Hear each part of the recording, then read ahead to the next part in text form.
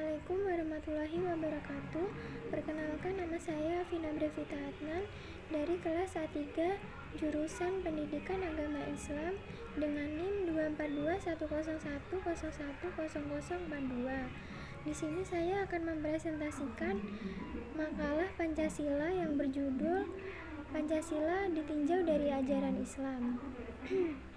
Pendahuluan berisi latar belakang, yaitu populisme Islam adalah upaya untuk menyatukan berbagai identitas sosial politik Islam ke dalam satu identitas semi-universal, umat. Konsep umat adalah batas politik atau akhir dari proses diskursif yang menciptakan blok hegemonik atas kekuasaan negara. Variasi dalam kelas, ras, dan etnis disebut sebagai identitas umat. Populisme ini adalah cara untuk menyatukan umat Islam Indonesia dalam pemahaman tentang kehidupan sosial dan politik selama proses pemerintahan negara. Ini berasal dari keyakinan bahwa sistem tatanan negara harus diubah untuk mendukung nilai-nilai Islam. Dalam pandangan masyarakat Islam, populisme didefinisikan sebagai ketidakpuasan terhadap pihak-pihak yang bertanggung jawab menjalankan kebijakan negara yang tidak memenuhi keinginan mayoritas. Ketidakpercayaan masyarakat terhadap negara menyebabkan hierarki kekuasaan yang traumatik. Kecaman terhadap partai politik Islam yang kuat. Sejarah telah menunjukkan bahwa legitimasi kekuasaan yang signifikan tidak selalu dibarengi dengan kebebasan, demokrasi, dan kesejahteraan sosial. Di era saat ini, ada kebutuhan untuk berpikir tentang negara yang tidak hanya mengakui Pancasila sebagai ideologi nasional, tetapi juga mengakui peran ideologi tersebut dalam mencapai tujuan negara. Rakyat lebih memilih pemimpin berdasarkan kinerja daripada ideologi karena trauma terhadap politik aliran dan kepemimpinan nasional yang gagal, meskipun tidak akan tertarik jika yang diberikan bersifat normatif. Setelah melalui proses pembelajaran politik pada era-era sebelumnya, masyarakat yang mulai terbuka dan terlibat aktif dalam partisipasi politik sekarang cenderung berpikir kritis. Akibatnya, yang diharapkan menjadi tokoh panutan bagi pejabat elit lainnya ditarik oleh kualitas dan kinerja kepemimpinan yang nyata. Nah, di sini ada beberapa rumusan masalah. Yang pertama, bagaimana pengaruh Islam dalam pembangunan dasar negara Indonesia. Yang kedua, bagaimana pengaruh Islam dalam perkembangan negara yang kontemporer. Yang ketiga, apa yang dimaksud nilai syariat dalam setiap sila Pancasila?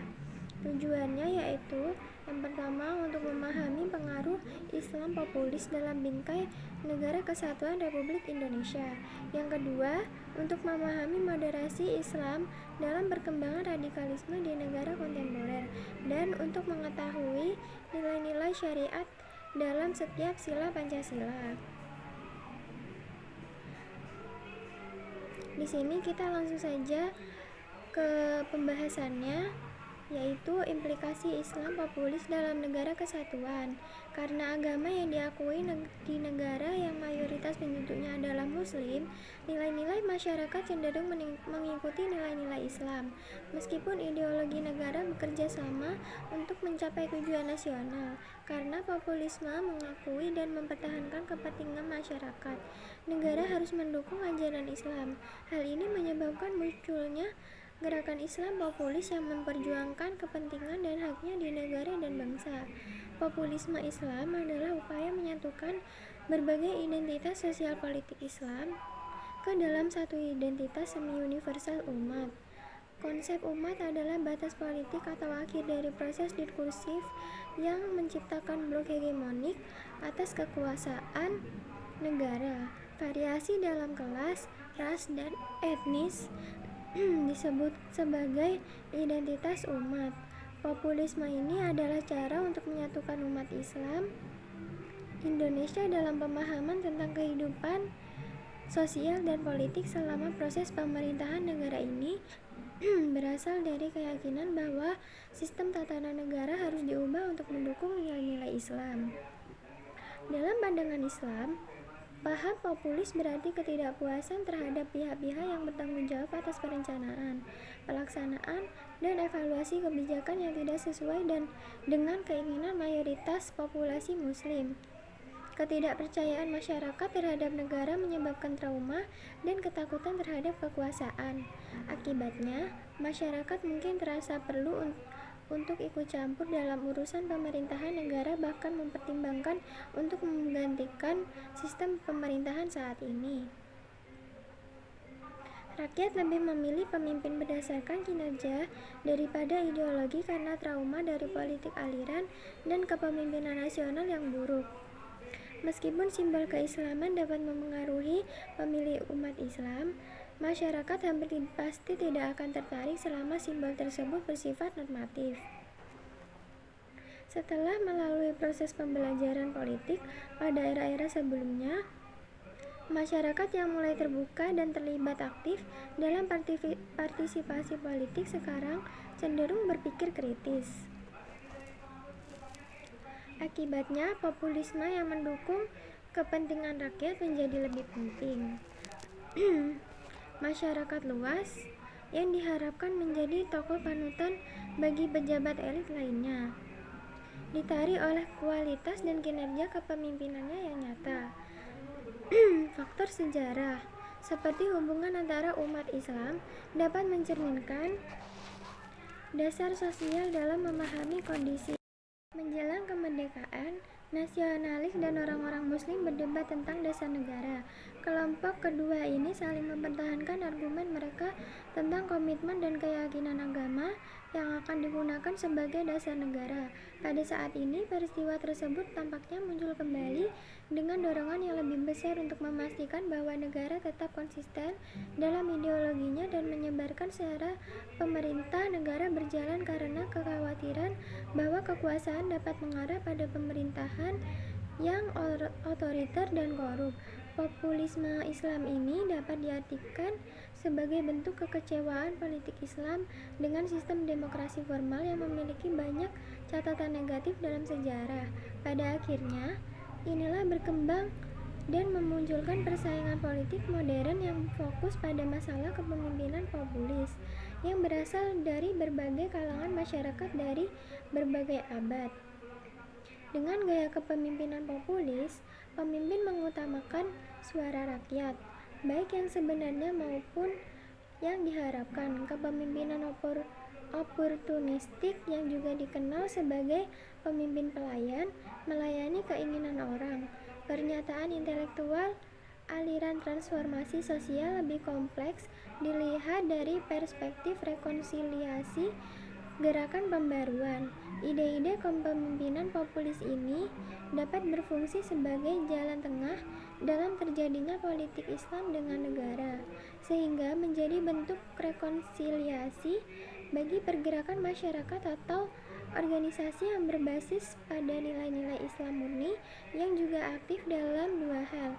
Pertama, agenda yang dipilih secara populis dan berorientasi masyarakat, dan kedua, gaya politik yang tampaknya mengarah pada pembentukan masyarakat bukan negara.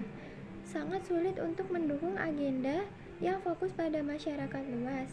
Hal ini terkait dengan keadaan masyarakat yang berantakan dalam perkembangan politik saat ini. Bahkan seolah-olah ada dua kelompok yang saling bertentangan mencapai tujuan.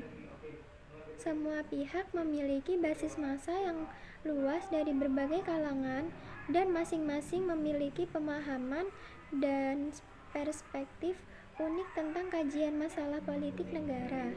Selain itu, masyarakat di pihak luar yang saling bertentangan juga memiliki hak yang sama untuk memperjuangkan kepentingannya agar diterima di dalam negara. Selama hal tersebut tidak bertentangan dengan ideologi dan kepentingan nasional, dalam konteks ini,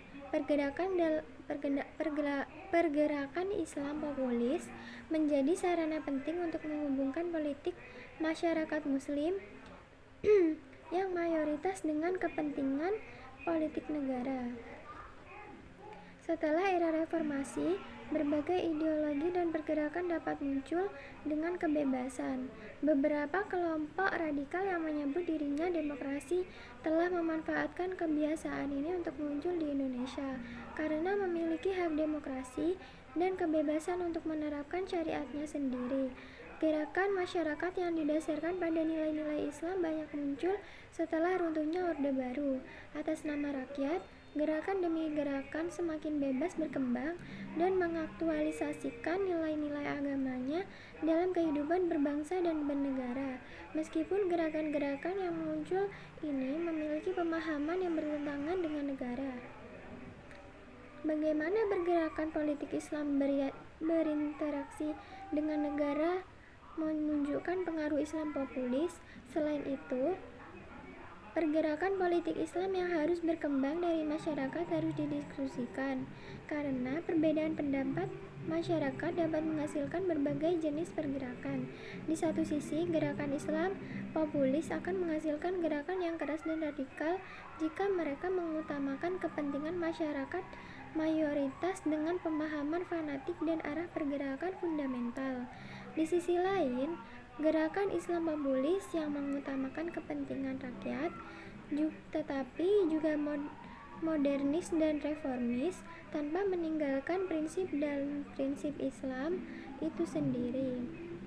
Pergerakan Islam populis ini lebih mudah menerima perbedaan dan toleran, dan mereka menggunakan pengetahuan agama mereka untuk kepentingan umum masyarakat secara luas dan dalam negara.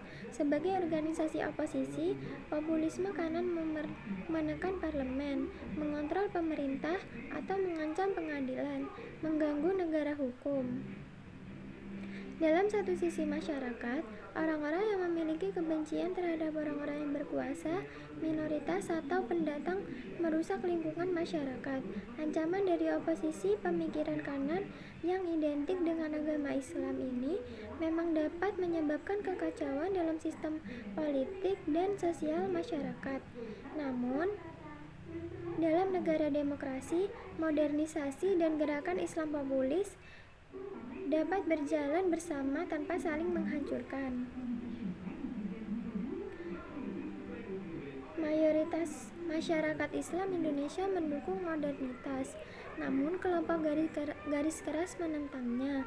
Mereka menganut absolutisme dan tidak toleran terhadap berbagai sudut pandang, bahkan menganggap penyelenggaraan sebagai pelanggaran keyakinan mereka. Tidak diragukan lagi, pergerakan yang menganut ideologi fundamental dan radikal, termasuk khilafah, tidak dapat diterima di negara ini, karena negara ini kaya akan keanekaragaman budaya dan pluralitas. Gerakan-gerakan tersebut tidak toleran dan tidak menerima perbedaan. Oleh karena itu, upaya pembaruan yang bertujuan untuk mempertahankan prinsip-prinsip Islam dan kemurnian ajaran agama harus disesuaikan untuk menjadi populis dan sesuai dengan keyakinan negara. Semangat pengabdian dan demokratisasi selalu dikaitkan dengan pembaruan meskipun masyarakat mayoritas memanfaatkan peluang tersebut. Keniscayaan sejarah yang sulit dihindari adalah bahwa menumbangkan kekuasaan formal bukanlah satu-satunya pilihan yang harus diambil, karena pembaruan sendiri bertujuan untuk menawarkan pendekatan yang lebih rasional dengan konsekuensi yang selalu menghadapi hal-hal yang tidak rasional. Hal kedua yang berbeda ini menunjukkan bahwa partai politik Islam, populis, dan negara harus bekerja sama untuk menjalankan pemerintahan. Percayalah bahwa Tuhan Yang Maha Esa adalah model dasar untuk berpikir dan bertindak dari sisi rasional hingga mencapai keadilan dan kesejahteraan sosial yang luas. Dari sisi rasional harus menjadi prioritas utama dalam pendekatan untuk membentuk sinergi ini.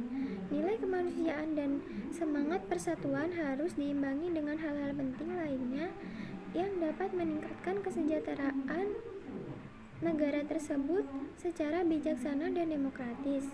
Pergerakan Islam populis yang ingin mereka juga harus menjadi gerakan yang terorganisir dan dinamis. Dasar pergerakan sebagai organisasi masyarakat yang mayoritas beragama Islam pasti tidak dapat bertentangan dengan ideologi negara jika ingin tetap hidup dan berkembang.